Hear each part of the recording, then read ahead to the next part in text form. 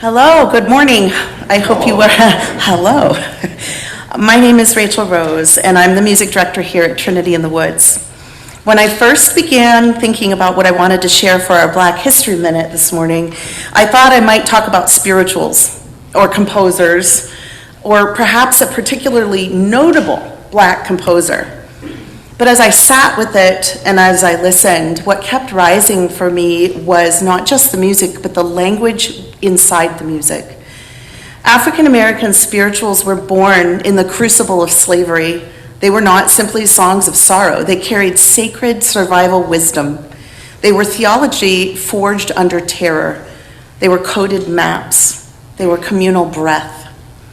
Take a spiritual like Wade in the Water. On the surface, it is biblical, the waters of healing, the angel troubling the pool.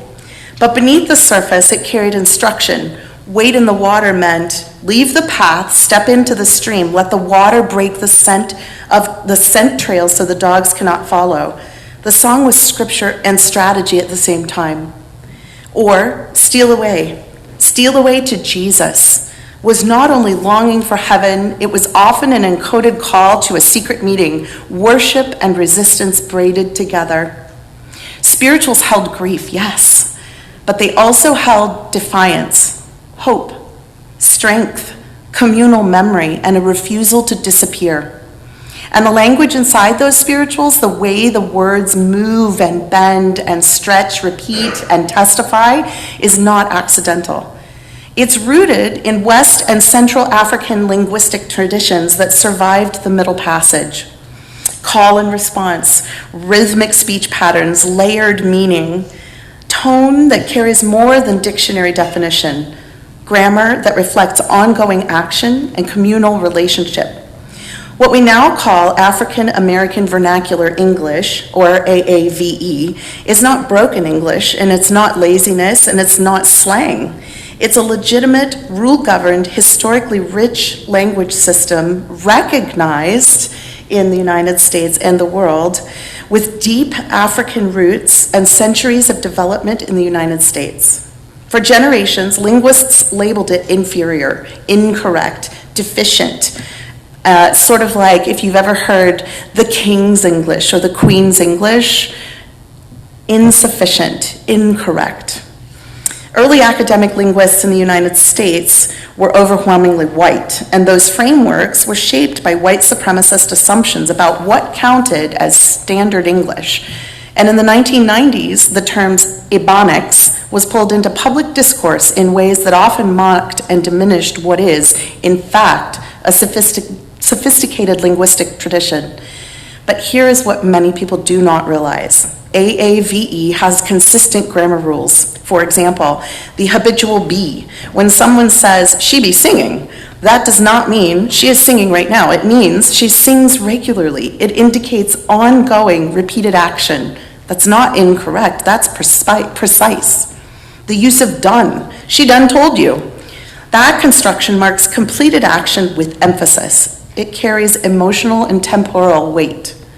Or what linguists call copula deletion, saying he working instead of he is working. That pattern follows systematic rules about when forms of to be can be omitted. It's not random and it is patterned. Language evolves under pressure, and AAVE, African American Vernacular English, evolved under extraordinary pressure.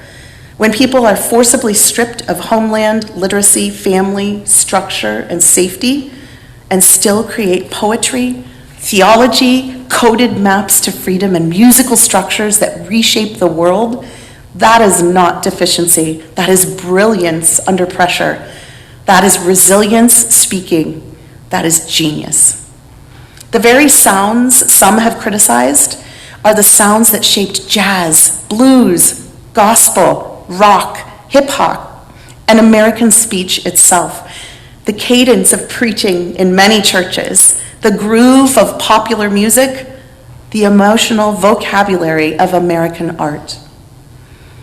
Even the way many of us speak today, our rhythm, our phrasing, our emphasis has been profoundly shaped by Black language traditions, whether or not we recognize it or acknowledge it.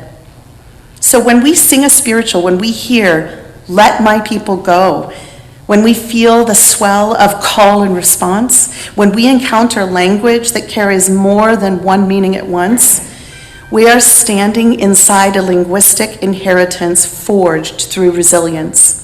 That is not a footnote in American history. It is foundational. It is creative power under oppression. It is faith that refused erasure. It is language that bent but did not break. So today, as we honor Black history, I want to celebrate not only the songs, but the language that carried those songs. Language that survived and now thrives. Language that resisted and still resists. Language that has shaped us all, whether we recognize it or acknowledge it. I invite us to listen, not with correction in our ears, but with reverence, because what some once labeled improper has always been profound. Thank you.